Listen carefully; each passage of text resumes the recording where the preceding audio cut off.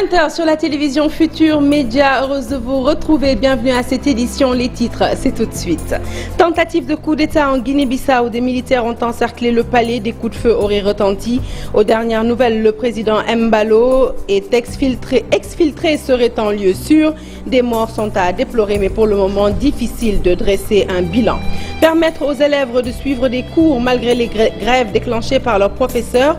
Une stratégie mise en œuvre par le groupe scolaire Les Mamelles. Pendant ce temps, le Haut Conseil du dialogue social se déploie pour sortir l'école sénégalaise de sa zone de turbulence. Enseignants, autorités et parents d'élèves sont invités à la table des négociations. Sit-in des employés d'Ola Énergie, ils fustigent le licenciement abusif de leur père. La direction de son côté joue aux sapeurs-pompiers. Elle appelle les travailleurs à suspendre leur mouvement d'humeur et à entamer les discussions. Dernière séance d'entraînement des Lions avant de croiser le fer avec le Burkina Faso en demi-finale. Ce sera demain mercredi à 19h en conférence de presse d'avant-match. Aliou Cissé affirme que ses protégés sont plus que déterminés à mouiller le maillot. Voilà pour les titres, le développement c'est tout de suite.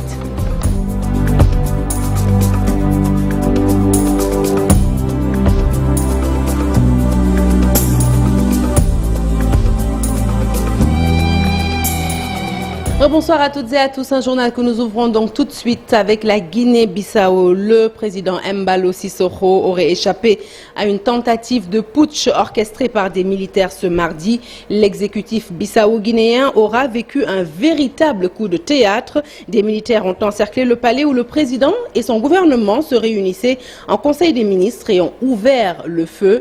Le récit d'une après-midi mouvementée en Guinée-Bissau, c'est avec Ibrahim Makan.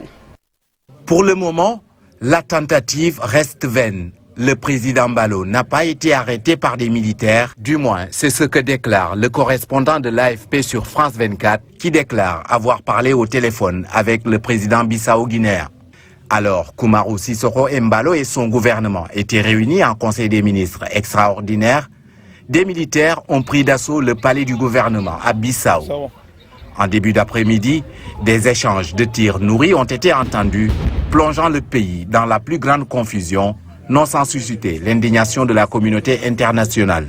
La CEDEAO, dans un communiqué, condamne avec la dernière énergie cette tentative de putsch et tient les militaires responsables de la sécurité du président et de son gouvernement. Le secrétaire général de l'ONU s'est également dit préoccupé par la situation et demande l'arrêt immédiat des combats et le respect des institutions démocratiques. Rappelons que cette tentative de coup d'État intervient une semaine après le remaniement ministériel opéré le 24 janvier dernier. Un remaniement lors duquel le secrétaire d'État à l'ordre public a été limogé. L'homme était en première ligne du conflit qui opposait ces dernières semaines le gouvernement et le président Embalo autour d'un Airbus A340 en provenance de Banjul avec l'accord présidentiel. Déjà en octobre dernier, l'état-major des armées bissau-guinéennes annonçait avoir déjoué un coup d'État en perspective. Depuis son indépendance, la Guinée-Bissau a connu 4 putschs, dont le dernier remonte à 2012. Et puis, joint par nos confrères de Jeune Afrique et le correspondant de l'AFP à Bissau, le président Oumarou Sissoko Embalo a affirmé se trouver en sécurité. Je vais bien, la situation a été maîtrisée, dixit le chef de l'État bissau-guinéen. Il assure se trouver au palais présidentiel. Il a précisé que des tirs nourris avaient duré plus de 5 heures et qu'il y avait beaucoup de morts. Ils sont le fait d'éléments isolés, ajoute-t-il. Des perturbations dans le monde de l'éducation, des marches répétitives. Après Kaffrine, Nganda prend le relais. Les élèves des CM ont fait sortir leurs camarades des écoles primaires et ont décrété demain, mercredi, journée sans cours. À Kaffrine, d'autres marches sont prévues, toujours par les élèves, pour, disent-ils, éviter que leur avenir ne soit hypothéqué. Oumar Ndiaye pour les détails. Entre hier et aujourd'hui, les marches se multiplient. Après Kaffrine, les élèves du lycée Yersipen Mbaye de Nganda étaient dans la rue pour réclamer le déroulement normal des cours. Ils ont sorti les élèves des autres établissements et ont bâti le macadam pour exiger l'arrêt du bras de fer entre l'État et les enseignants. Monsieur le Président de la République, nous vous écrivons ce mémorandum pour vous informer de notre mécontentement et inquiétude par rapport aux perturbations des enseignements apprentissages. En effet, Depuis le début du mois de janvier, notre établissement, à l'image des autres établissements du moyen secondaire du Sénégal, est devenu morose, presque déserte et sans activité pédagogique intense à cause des grèves récurrentes. Les élèves déclarent s'adresser uniquement au chef de l'État, qui, selon eux, détient la solution à l'impasse. Votre personne et l'ensemble des ministres concernés à travers le plus rapidement possible une solution aux revendications des enseignants. Notre avenir est en passe d'être hypothéqué. Nous voulons étudier, être formés et ainsi être armés de sciences jusqu'aux dents. Nous espérons que notre crise sera entendue et que d'ici peu, la situation reviendrait à la normale au grand bénéfice de notre cher Sénégal. Les élèves décrètent le mercredi journée sans cours. Pendant qu'à Kaffrine, ils prévoient une deuxième marche le vendredi. Des marches qui risquent d'ailleurs de s'étendre dans la région. Et pour enrayer ce phénomène et surtout faire revenir le calme au sein de l'école sénégalaise, des stratégies sont mises en place au niveau du groupe scolaire Les Mamelles. Il s'agit là d'établir des concertations avec les élèves à travers des clubs de discipline et l'administration. L'objectif, c'est de permettre aux élèves de poursuivre les cours malgré la grève dans les écoles qui a débuté depuis hier. Les détails sont évoqués par le directeur des études du groupe scolaire Les Mamelles, Insa Diallo. Dans ce reportage, il est signé Marcel Farba Maroun et Nabidjan.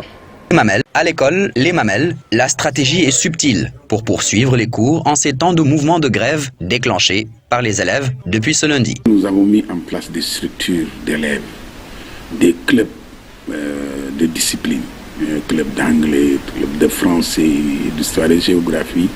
Nous avons mis également en place un gouvernement scolaire. Ce sont donc ces structures que nous avons mises à profit pour dire aux enfants, pour parler aux enfants, quand il y a des perturbations, qu'ils viennent vous envahir, vous déloger, ayez également ce comportement de les suivre à un moment donné, pour ensuite, quand ils terminent, s'éloignent, ils passent, vous revenez, continuez vos enseignements, apprentissages.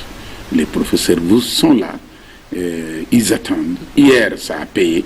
Aujourd'hui également, ça a payé. Les discussions, voire concertations avec les élèves à travers ces clubs de discipline et des gouvernements scolaires sont très rares au niveau de l'enseignement public, ce qui constitue un véritable paradoxe. Malheureusement, ce qui ne se passe pas aujourd'hui dans le public est regrettable. Et pourtant, la mise en place de ces structures nous viennent du public. C'est eux les initiatives de ces structures scolaires. Gouvernement scolaire, club de ceci, de telle discipline, de telle autre discipline. Et c'était des structures de concertation avec les enfants. Les mouvements d'humeur de certains syndicats d'enseignants ont été à l'origine de la grève des élèves du moyen et du secondaire. Une situation qui peut-être connaîtra bientôt son épilogue. Gouvernement et représentants de syndicats ayant prévu une rencontre jeudi prochain à partir de 9h30.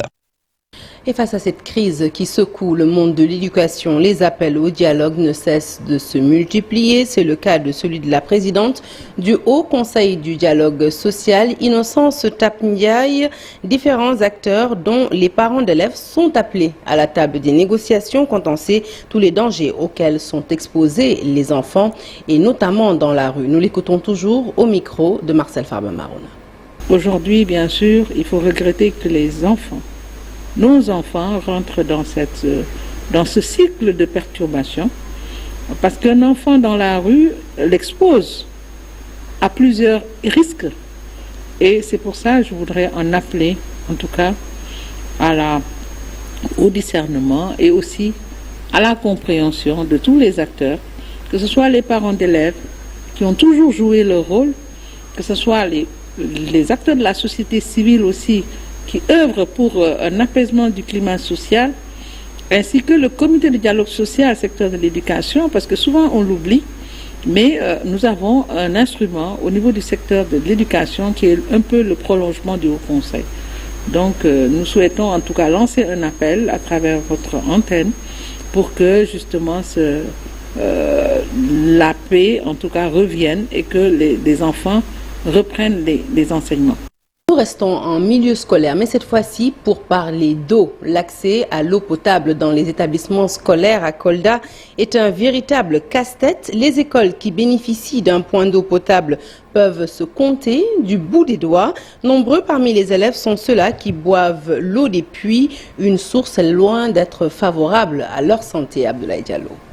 Les établissements scolaires de la région de Kolda ne sont pas épargnés par les difficultés liées au faible taux d'accès à l'eau potable, ce qui expose les élèves du Fouladou à plusieurs risques de maladies à cause des difficultés qu'ils sont confrontés pour avoir le liquide précieux. Une bonne partie des établissements scolaires n'ont pas de point d'eau. Ceux qui en bénéficient, la plupart de ces points d'eau sont des puits, par endroits des puits non couverts. C'est dans ce contexte que le gouvernement koweïtien, via Direct Aid, a construit un mini-forage pour l'école Malansané de la commune de Kolda. Nous sommes une école de plus de 900 élèves et les enfants consomment l'eau du puits. Et nous savons tous que l'eau du puits n'est pas une eau potable, donc ce n'est pas la bonne qualité. Et ça peut constituer même des problèmes dans la santé de nos enfants.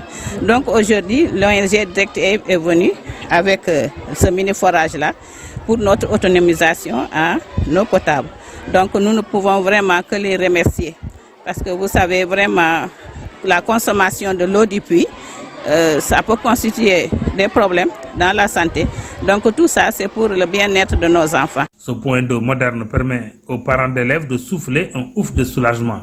Mais il est très grand parce que vous savez, l'école aussi c'est la santé. Donc si vraiment ces enfants-là, on est sûr qu'aujourd'hui, l'eau qu'ils boivent à l'école est une eau qui n'est pas porteuse de saleté ou de microbes, vraiment, ça c'est vraiment soulageant, c'est un grand ouf de soulagement. Sans l'eau, on ne peut rien faire. Donc si vraiment on arrive vraiment à trouver avec une si grande assurance et certitude, parce que là, c'est assuré avec une grande assurance. C'est une eau potable, et encore, il y a une protection et l'eau est encore potable. Là, on n'a pas de risque. Idem pour l'école de Marakissa, située dans le département de Kolda, où le dit établissement scolaire a bénéficié d'un mini-forage flambant neuf. Il l'avait dit, ils l'ont fait. Les travailleurs d'Ola Énergie ont observé aujourd'hui un arrêt de travail pour fustiger le licenciement d'un des leurs. 10 employés auraient subi le même sort au niveau de l'entreprise.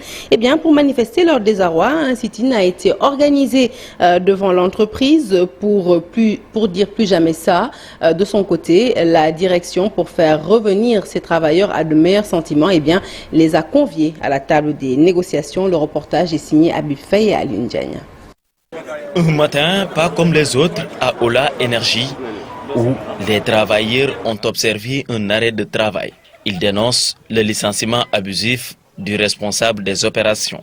Donc, nous pensons que c'est dû à un harcèlement, donc, et que nous voulons vraiment que cette attaque puisse être arrêtée donc dans les plus brefs délais, parce que c'est anormal que les gens travaillent sous pression. Ils sont allés voir les travailleurs un à un pour essayer de les faire quitter cette caution du syndicat, et ça ils l'ont réussi, mais cette fois-ci ils ne vont pas le réussir.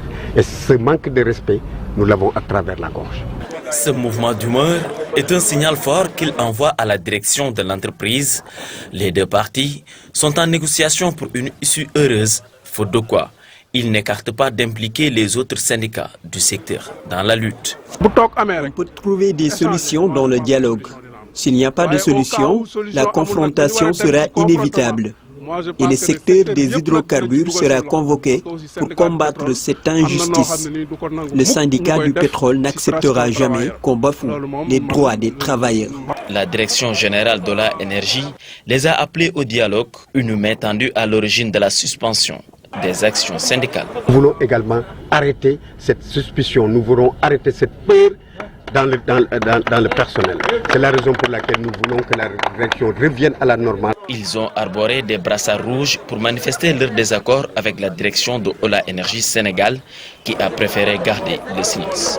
pour le moment. À la une de l'actualité politique, ce bras de fer entre la coalition Yewwi Askan Wi du département d'Oussouye et ses adversaires qui viennent d'introduire un recours pour contester la victoire de Yewwi Askan Wi au conseil départemental. Les responsables de cette coalition de l'opposition, dont le président élu au conseil départemental justement, ont fait face à la presse pour dénoncer ce qu'ils considèrent comme étant une forfaiture. Ils se disent prêts à répondre devant les juridictions compétentes. Compte rendu signé Boubacar Diassi, Lamine Mandian. Les partisans d'Ousmane Sonko à Oussouye ont fait face à la presse pour évoquer l'introduction d'un recours par leurs adversaires qui contestent leurs résultats au niveau du conseil départemental d'Oussouye. Car c'est la coalition Yewwi Askan Wi qui s'est adjugé le conseil départemental d'Oussouye au sortir du scrutin du 23 janvier dernier. Le département a été gagné de façon claire. Les communes également, Oukout et Moulomp, ont été gagnées de façon claire. Nous n'entendons pas revenir là-dessus.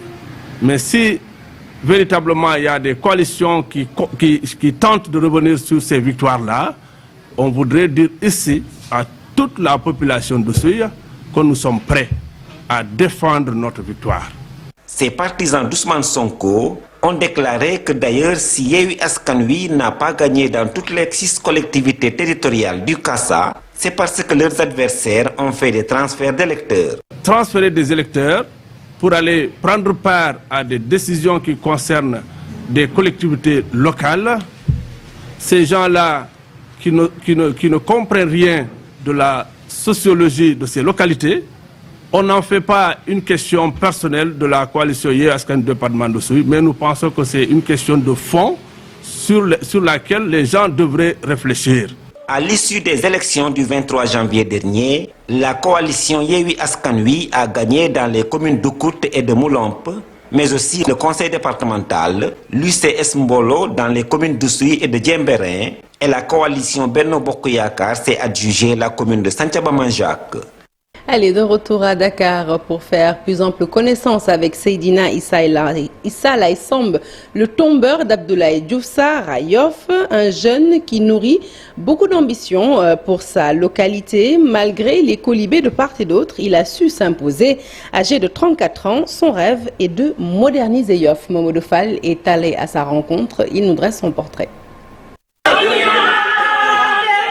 Personne ne l'a vu venir. Taille moyenne à l'image de David, il a terrassé un Goliath de la coalition Benno Bokk Yakaar. Seydina Issa a remporté les élections locales de 2022 à Yoff devant le ministre de la Santé et maire de Yoff, Abdoulaye Diouf Sarr. Âgé de 34 ans, il a fait son chemin en politique, son premier parti, le PS. J'ai fait mes armes au Parti Socialiste en 2007, sous l'aile de Feu Mamadou Diop. C'était un rêve fou parce que beaucoup de personnes ne croyaient pas en ce que nous faisions.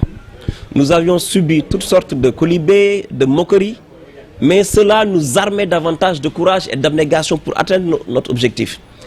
Parce qu'en fait, vous savez, dans la vie, il faut faire partie de ceux qui agissent, mais pas de ceux qui commandent. Tissant sa toile peu à peu, il a fini par proposer un programme aux Yoffois qui l'ont finalement épousé. Naturellement, promouvoir l'être humain, le mettre au centre de toutes nos préoccupations, sur le plan sanitaire, sur le plan éducatif et sur le plan du développement social et économique. Parce qu'en fait, c'est l'homme qui fait la société. Donc il y va de notre intérêt pour préserver les générations futures, pour vivre dans un climat de paix, apaisé et en toute sécurité, d'aider les Yoffois à se prendre en charge. Issu de la lignée de Seydina Limamou Laye, le petit-fils du grand érudit a bien des rêves pour sa communauté. Yoff est une cité religieuse qui accueille des dizaines ou bien des centaines de milliers de fidèles régulièrement lors d'événements religieux ou culturels de la communauté layène ou de la communauté lébou, yoffoise. Donc naturellement, Yoff a besoin de se moderniser. Yoff a besoin d'aller de l'avant et le président avait promis de moderniser l'ensemble des cités religieuses du Sénégal. Mais nous lui disons que Yoff attend toujours. La bataille des locales remportée, Seydina Issa scrute l'horizon avec aisance. Pour lui, le meilleur reste à venir. Allez, l'actualité sportive à présent, elle nous mène au Cameroun naturellement où les Lions se sont entraînés au terrain annexe du stade Amadou Ahidjo avec un effectif au complet. Un peu avant cela, Aliou Cissé était en conférence de presse d'avant-match et selon lui, l'équipe est prête et plus que jamais déterminée à mouiller le maillot. Nous retrouvons le coach pour sa conférence d'avant-match à Yaoundé avec nos envoyés spéciaux Mamadou Ndiaye, Ahmed Niang. Bonsoir chers téléspectateurs, le Sénégal ouvre le bal des demi-finales de la CAN Cameroun 2021, une deuxième demi-finale d'affilée. Finaliste lors de la dernière édition en 2019 en Égypte, le Sénégal va tenter de décrocher son ticket pour la troisième fois, pour jouer la troisième fois de son histoire, une finale de Coupe d'Afrique des Nations. Le sélectionneur l'a dit, l'équipe est prête pour affronter les étalons du Burkina. En conférence de presse d'avant-match, Aliou Cissé, que je vous propose d'écouter. Burkina, comme vous le dites, c'est une très belle équipe qu'on connaît. Il faisait partie de notre poule lors des éliminatoires de la Coupe du Monde en 2018. Si je me rappelle bien, ce fut 2 matchs quand même âprement disputés. D'ailleurs, on a fait 0-0 je crois à domicile et puis 2-2 au Burkina. Donc, mais entre-temps, l'équipe a changé.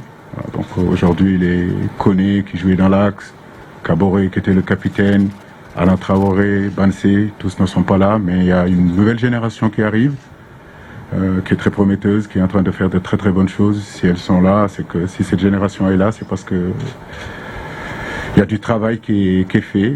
Malou Kamou, c'est quelqu'un qui fait aussi un bon boulot, donc je profite pour le féliciter. Depuis qu'il a cette équipe-là, l'équipe progresse. Donc nous allons vers un demi-finale de Cannes. Voilà, les 4 équipes qui restent, c'est parce qu'ils ont bataillé dur pour y être. Et nous nous attendons à un match difficile, mais nous sommes prêts.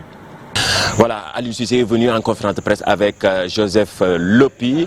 Lui, le joueur, a dit que voilà, maintenant tout est OK, le groupe est au complet, et ils sont confiants, mais ça sera un match difficile. Joseph Lopi, que je vous propose d'écouter. Une pression, elle est positive alors. Et envie de jouer, envie de continuer à représenter dignement notre drapeau. Après, on n'a pas de pression particulière. Ça reste un match de football qu'il faut bien aborder, qu'il faut bien préparer. Et on sait qu'on a en face de nous un très bon adversaire, comme j'ai dit tout à l'heure, qui a mérité sa qualification, qui aura envie aussi de gagner et de continuer l'aventure. Et voilà, nous aussi, on a envie de gagner, on a envie de continuer l'aventure. Donc ça sera un match disputé. À nous de faire ce qu'il faut sur le terrain, comme on l'a montré sur le dernier match pour continuer l'aventure. Sénégal, Burkina, les 2 pays ont un point commun. Ils n'ont pas encore remporté le trophée continental. Qui sera en finale? Réponse demain à partir de 19h30 GMT, ici, au stade Amadou Ahidjo de Yaoundé. Et juste avant de refermer ce journal, un petit point sur l'actualité internationale avec l'Algérie, la France et le Mali. Le Mali où le bras de fer avec Paris se durcit davantage avec le soutien de l'Union européenne aux autorités françaises. Daniel Diouf pour le récit. Les derniers développements de la brouille diplomatique entre la France et le Mali. Au lendemain de l'expulsion de son ambassadeur à Bamako, Paris dit se donner 15 jours pour réfléchir à son avenir au Mali. Ce mardi, le porte-parole du gouvernement français, Gabriel Attal, a déclaré que Paris et ses partenaires européens vont travailler d'ici à la mi-février pour prévoir une adaptation de leur dispositif au Sahel. Des partenaires qui affichent d'ailleurs leur solidarité avec les autorités françaises. L'Union européenne notamment, le Danemark qui a eu un bras de fer avec la junte se dit solidaire de la France. L'attitude de la junte est irresponsable et le Mali risque ainsi de perdre sa crédibilité internationale selon le chef de la diplomatie danoise. Berlin aussi a commenté la nouvelle. Le chef de la diplomatie allemande estime que l'expulsion du diplomate français est injustifiée. Pour lui, elle mène à une impasse. En Algérie, le parquet a requis ce mardi 20 ans de prison ferme pour corruption à l'encontre de l'ex-ministre de l'énergie, Chakib Khalil. L'ancien ministre en poste pendant 10 ans sous la présidence d'Abdelaziz Bouteflika se trouve en fuite à l'étranger. Un autre responsable en charge des hydrocarbures sous Bouteflika écope de 20 ans de prison ferme. Les peines de prison requises sont assorties de lourdes amendes avec confiscation de tous les biens de Chakib Khalil, l'ancien ministre des hydrocarbures, ainsi que ceux de sa famille. Le parquet a également demandé la confirmation de son mandat d'arrêt international lancé en 2019. Et puis 2 900 000 volailles, dont 1 900 000 palmipèdes abattus en France pour enrayer la grippe aviaire depuis les premiers cas détectés en élevage fin novembre dernier. Selon un recensement du ministère français de l'Agriculture, la France compte 328 foyers dans des élevages, dont 218 dans le sud-est. Au cœur du pays, du foie gras, où des abattages massifs ont été organisés. Fin de ce journal, merci de l'avoir suivi. L'actualité se poursuit sur toutes nos plateformes digitales. Tout de suite après moi, vous retrouvez Abdoulaye Der qui est déjà présent